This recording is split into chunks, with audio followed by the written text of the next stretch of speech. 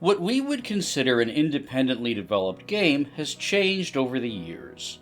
As a child, I typed in programs from magazines on a Tandy color computer.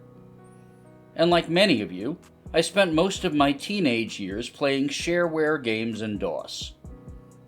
And while some shareware companies would grow ever larger, like id Software and Epic, a small amount of them consisted of games designed by one person, or a small group of otherwise unaffiliated people who would remain under the radar as long as their company was in operation. But just as these trends shifted over here from type-in games to shareware to later independent companies or large corporations built up from those models, the way independent software in Japan progressed had quite different models of publicity and distribution over the years. And while independent game development for personal computers in Japan is in some ways as old as the Pasacon industry itself, with type-in software and programming contests making up a huge part of gaming in the early 1980s. A partnership with a very popular independent comic fair would give this sort of title a much more descriptive and official name, Doujin Soft.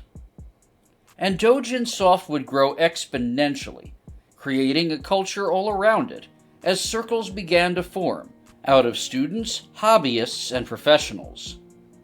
It would even lead to a magazine having a dedicated section to independent development with all sorts of articles and features over multiple years. And while the PC-88 and PC-98 would have their own very strong doujin libraries that led to inspiring things like Toho and Umineko, on the hardware side of things, a more specialized and very powerful competing personal computer with a much smaller user base would eventually change the way that people perceived the quality of doujin.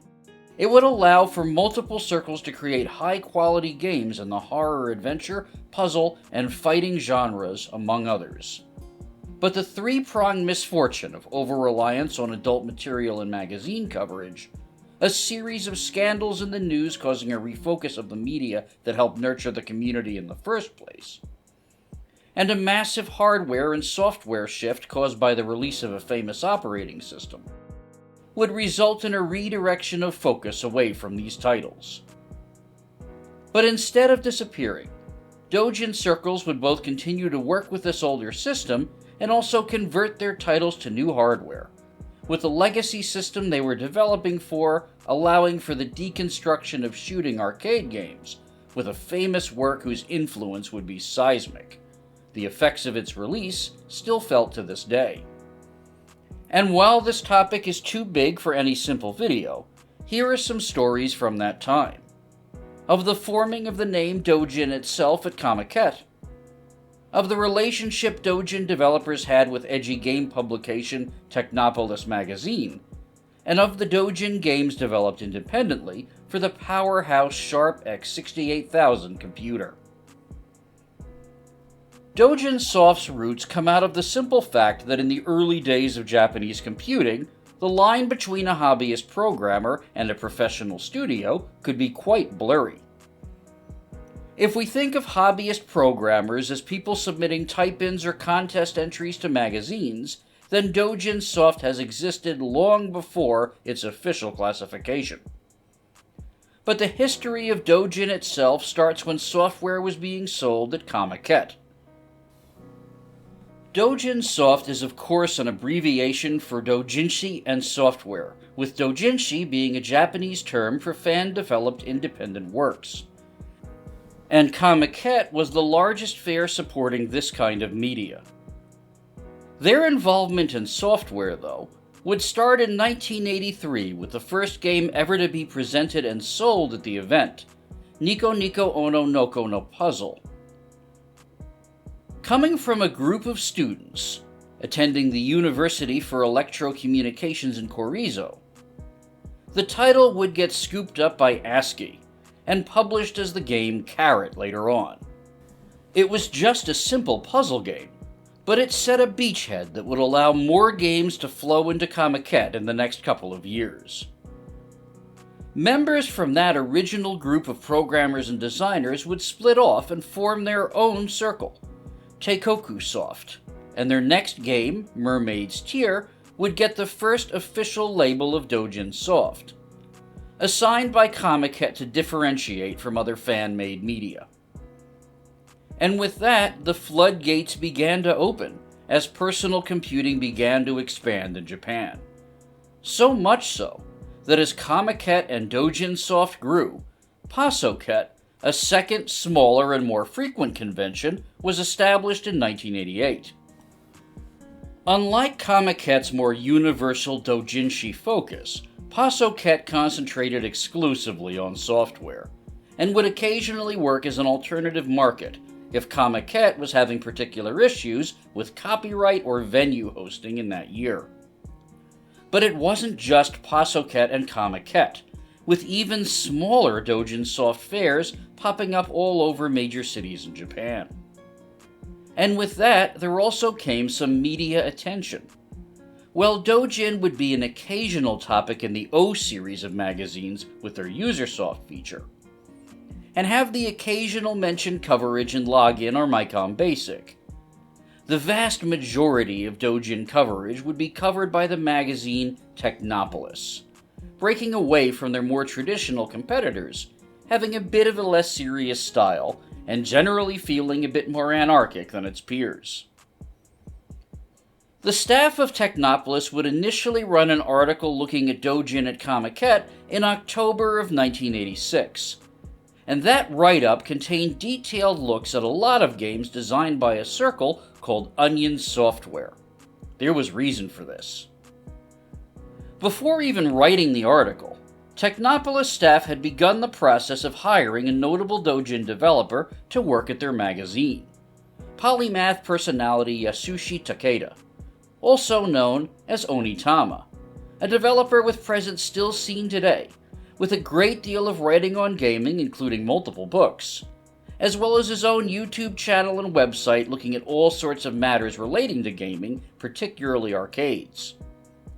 At the time of the article, though, he had been working with Technopolis Software Division on publication of his Doujin title Mahjong Venture, a strip mahjong game. His loose Doujin circle with rotating members, Onion Software, would actually release titles for many years as well, even while working for Technopolis and other magazines, as well as contribute to Japanese releases from other studios, such as Both Tech's underrated action RPG, The Scheme. Onitama even designed a basic-like programming language known as Hot Soup Processor for game development.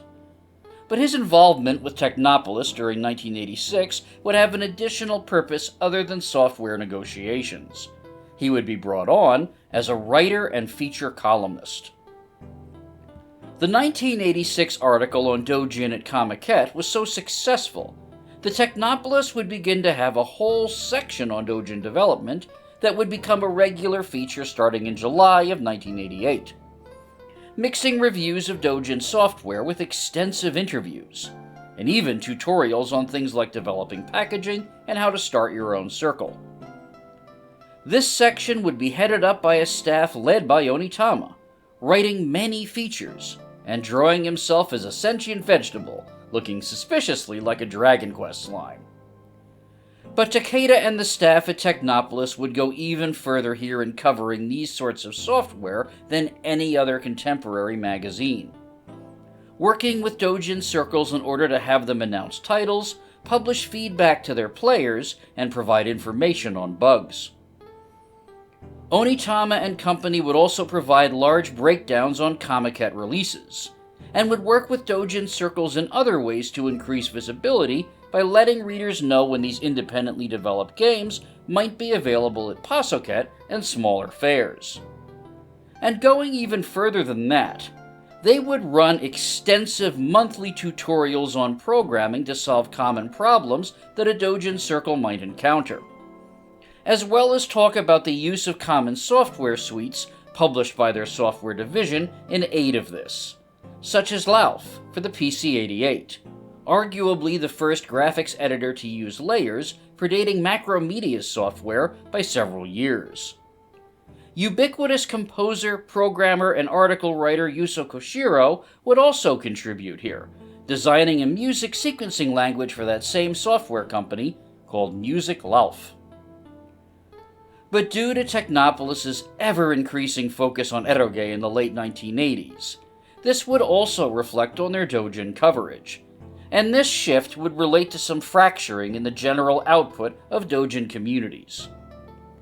Technopolis' highest selling point throughout their lifespan, according to multiple interviews with staff, was their coverage of adult material.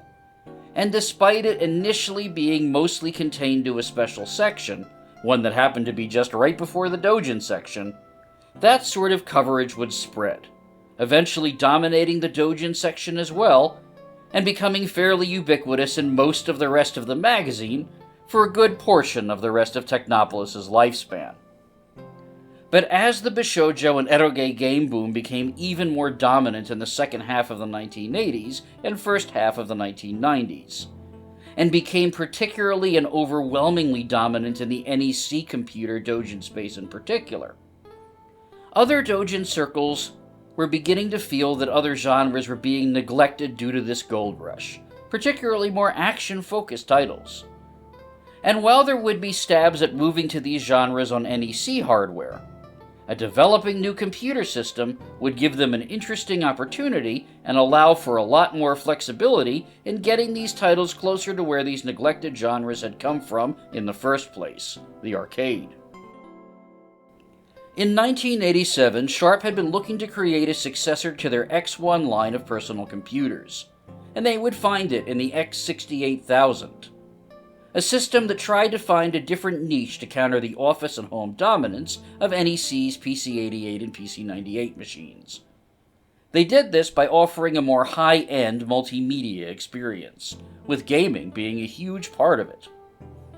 As a matter of fact, some of the X68000 series initial releases came bundled with a near arcade-perfect port of Gradius, to both show off the capabilities of the computer and store displays, as well as establish a message of the X68000 as a high-end performance machine, sort of like how Amiga marketed itself in the United States. But due to the high cost, it wasn't the easiest computer to come by, with some of the major purchasers being colleges and other schools. And due to educational institutions also being an extremely common place for dôjin groups to be created, a bond would begin to form between this particular piece of hardware and the software circles beginning to develop titles for it.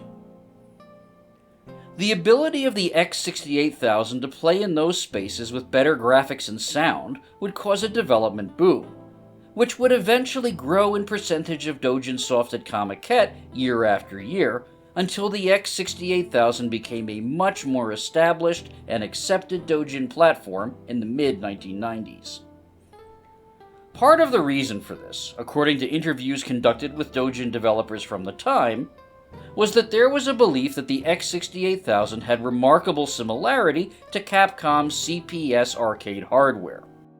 And there was also the additional factor that many books had been published about the hardware's internal specifications, allowing for a greater understanding of how to push the Sharp machine's capabilities.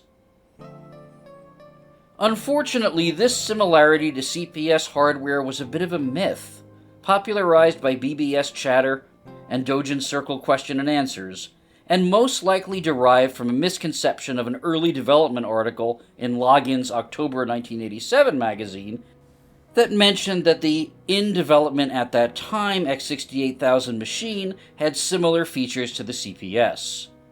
But if you look at the article carefully, they're actually talking about sound.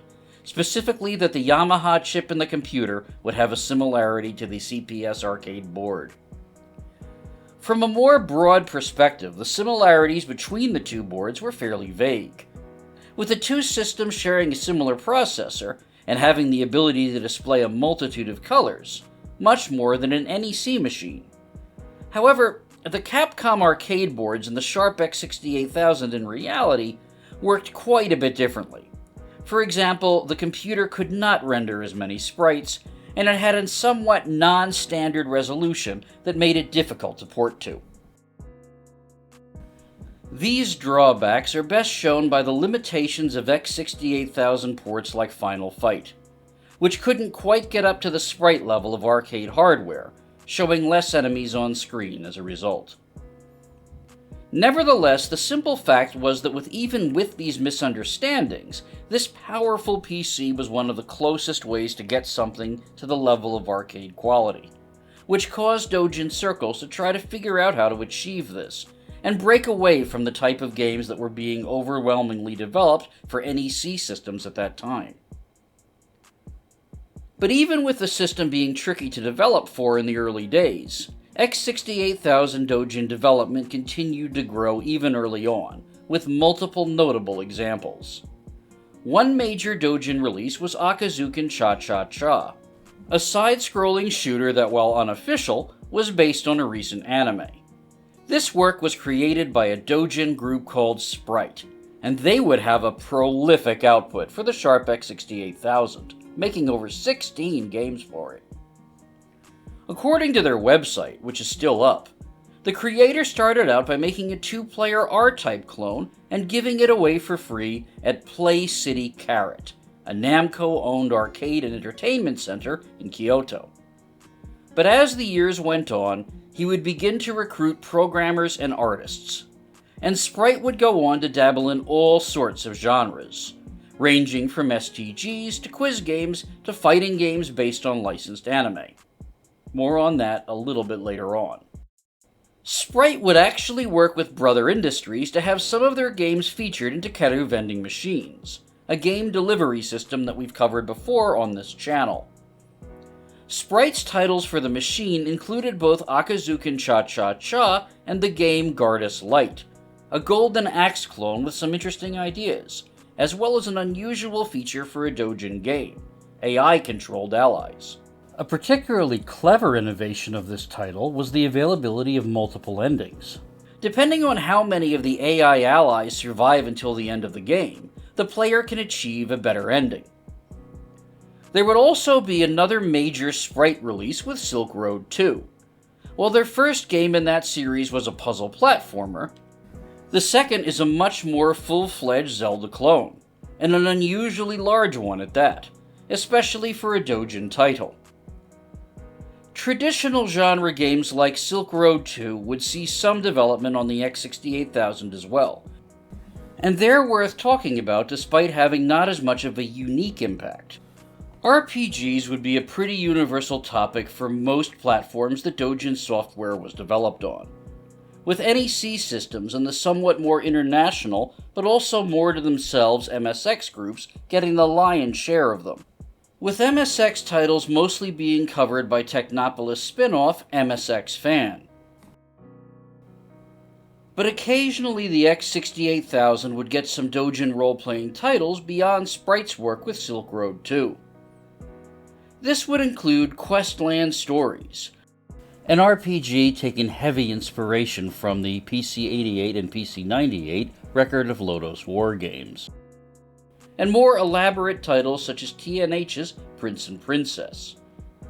TNH were a particular darling of Technopolis, having multiple featured reviews despite their unusual production trajectory, starting with eroge and moving to other genres. There were also fan-made sequels to official releases, such as T-Dragon Quest, which, although using licensed characters, would be comparable in size and scope to other intricate Doujin RPGs like Azuma Software's Raguna series, another action RPG of considerable size.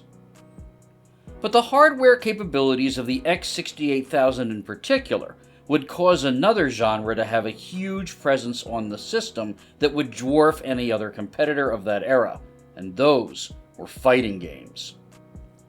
Sprite would actually get in on the fighting game boom for the X68000 with their long-running series of Sailor Moon fighting games, usually titled Moon Fighter. Sailor Moon fighters in general were a particular subgenre that Doujin developers tended to be fond of, with at least 10 known entries across multiple systems, and they were, by all accounts, fairly popular, enough so that Takeru offered for one of Sprite's series to be one of the titles on their machines. However, Because of copyright rules, Sprite would have to make a couple of changes to their character designs and other similarities to the anime in order for their title to be sold in the machines. The result was Lady Fighter, and as you can see in some cases, they didn't change too much. And yet, despite this recent boom, fighting games wouldn't have as much coverage in Technopolis as their still increasing coverage of eroge continued to dominate the magazine, only making some exceptions for simple puzzle games and some RPGs. Although the staff still maintained their tutorials, interviews, and features on studios. But despite that, the popularity of fighting games, particularly after the release of Street Fighter II, caused a massive increase in titles of that sort. The Doujin fighting games for the Sharp X68000 had all sorts of methods of development. Occasionally fully independent works drawn from the ground up. Occasionally works with ripped sprites. Occasionally original works with a mixture of the two, and sometimes fan tributes made with licensed characters and limited character sets, such as the game Little Chinese, putting super deformed Chun-Lis against each other. And while these games were usually not as complex as the more professional titles from Capcom and other companies, they remain very accessible and entertaining. Of note is a fighting game based on Magic Knight Rayearth by Hide, Proto-N, and MKK. A weapon-based fighter and one of the most enjoyable games I played as I looked through large swaths of Doujin titles for research for this project. Adventure games of all shades would be another aspect of X68000 releases, and of those, another notable developer was Onion Duel Project. Their major works can give us a good example of how Doujin circles improved and evolved over time. Their first title, Horror of Cridewell, is more typical of an early Doujin visual novel, with mostly text, some appealing designs, but still a primary focus on story over art, with a surprising amount of gameplay, a detective searching a creepy mansion, acting off a map screen with text descriptions, and having more of a tie to something like the Japanese release of Mystery House than something like Sweet Home. But the second title they designed, Heart of Sephilimon, shows massive improvement across all aspects, with a much more detailed plot, a new and very good soundtrack, as well as some much more elaborate graphics rivaling some contemporary professional releases. The overhaul was so extensive that Heart of Sephilimon would get a 2-page spread in Technopolis, highly unusual for a non-eroge game at that point. And even though Onion Duel Project was short-lived, they would release a digital magazine where a character from their series would go over users' questions and give information to fans about backstories of their games, as well as present music from Rotate, their only other title, a rotating puzzle game. But these sorts of games weren't just the only things that would show up as X68000 Doujin Software. The founder of Onion Duel Project, who went by the name Soul, would actually run a loose web ring linking various sites of Doujin developers in the late 1990s. But there were also things like the Doga Project CGI contest, and contests and graphics development would establish a link between Doujin circles and computer graphics animation festivals. And that would give rise to another unique aspect of how Doujin presented itself on X68000 machines.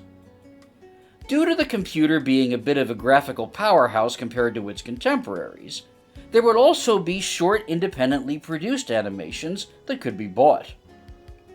These could be anything from the recreation of a Famicom game ending to a parody of a popular show, such as this Sazai-san Star Trek parody.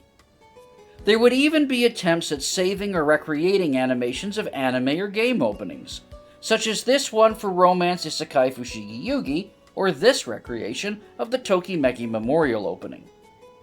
Going back to gaming from this, there would even sometimes be unofficial ports and conversions of popular older games, such as this interpretation of Puyo Puyo.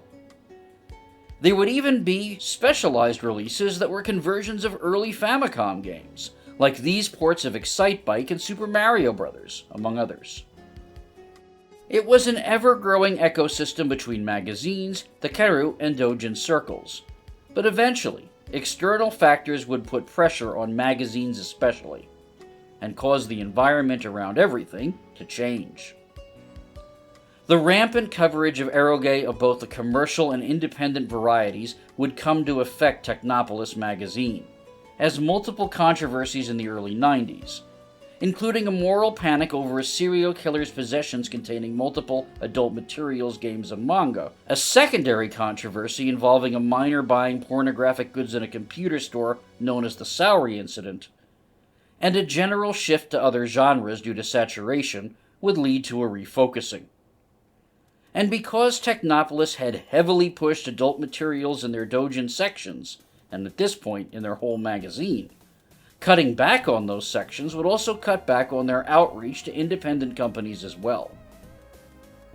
Additionally, Technopolis would occasionally publish editorials on the side of software manufacturers when censorship became an issue, such as this one published against prefectures banning sales and asking for the destruction of Gainax's game Denu Gakuen. This editorial in particular would be contradicted and chastised by industry publication Game Machine. Due to all of this, adult coverage switched to other magazines under the Technopolis banner, with some of them even formed by Technopolis staff members.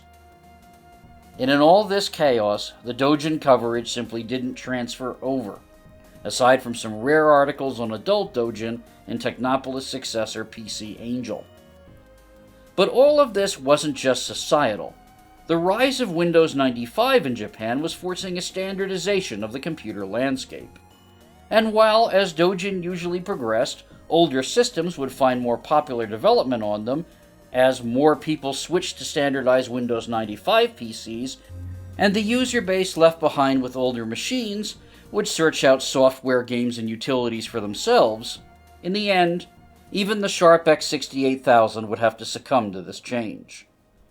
But not before over 600 titles had been developed for the system, and that doesn't count some of the entries that were advertised in Technopolis as appearing at Comiket that we simply don't have dumps of. But a funny thing happened to these developers as the Windows 95 transfer was happening. The thing about Doujin Software is that, in a lot of ways, development goes in one of two directions. It's either works done in an existent and very popular genre in a kind of follow-the-leader situation, or a response to a genre or platform dying off. And more directly, the decline of horizontal and vertical shooters in professional circles would have an extremely large impact on doujin. STGs had begun to cater more towards experts, and notable STG developer Toaplan had begun to slow down their output, a situation that would eventually lead to their bankruptcy in 1994.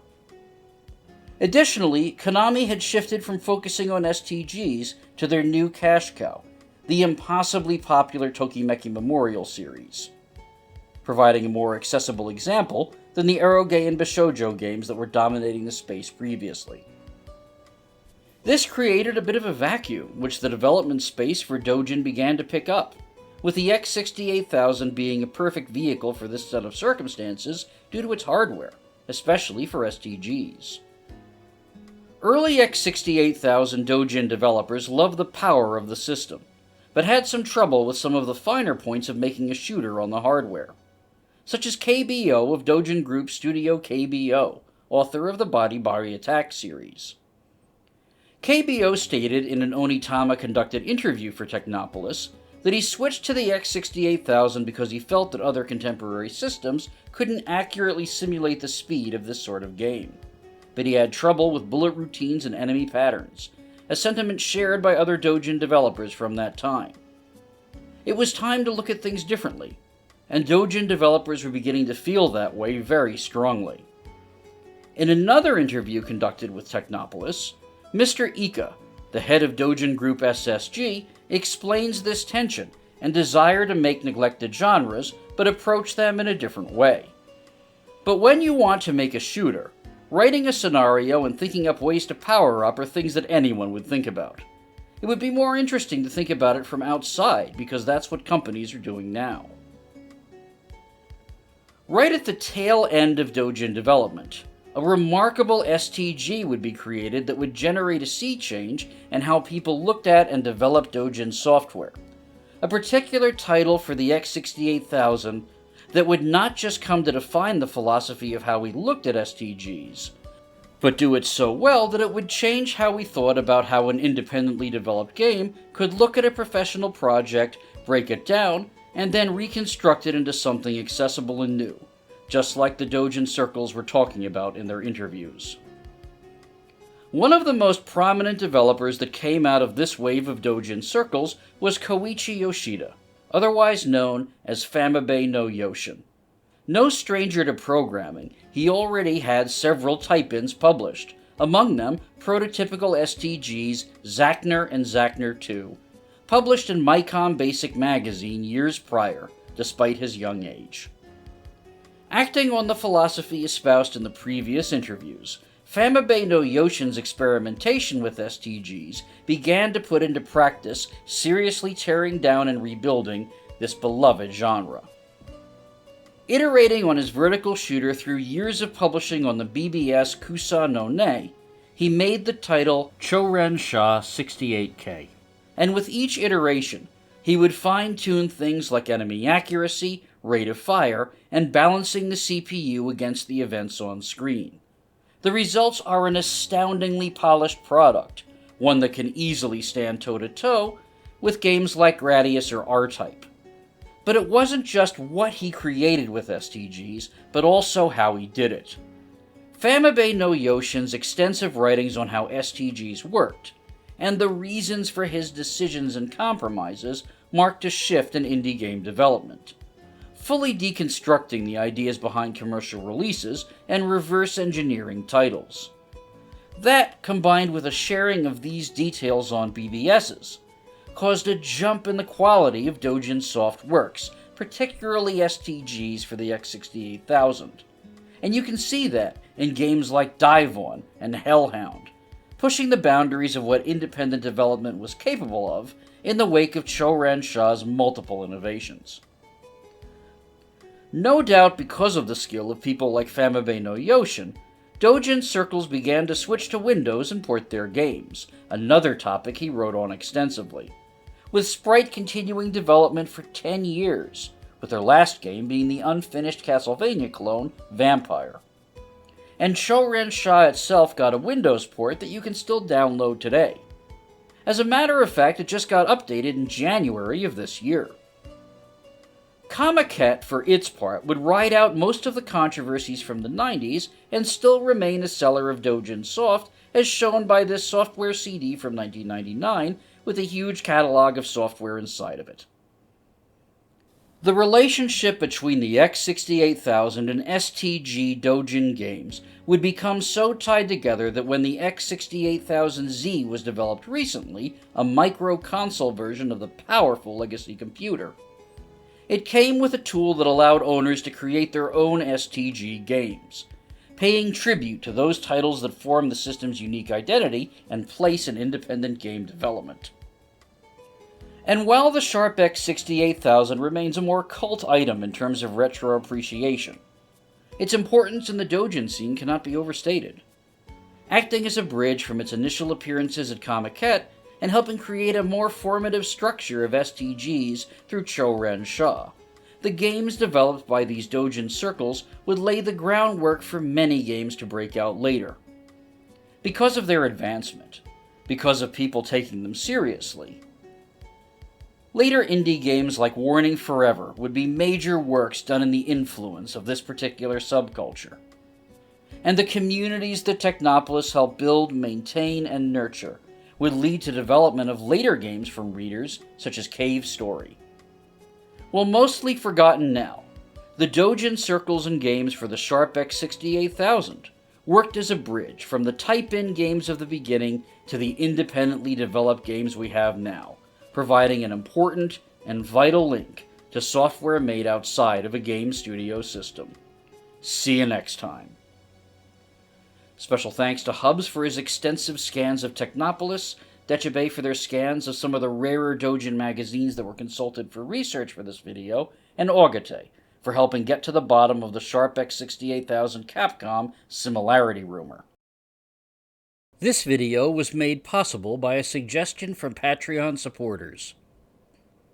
And special thanks go out to all of them, including Matt Leffler, King Ghidra, Peter Tushar, Batty, Andro, James B., Randall Eaglebauer, MUWare, Josh, and the King of Homestyle. As always, subscribing to higher tiers on the Patreon will allow you access to certain bonuses. And this time around, it'll be a look at the sound of Doujin games, as well as a look at some of the titles featured in this video. Thank you all very much for watching, and I'll see you next time.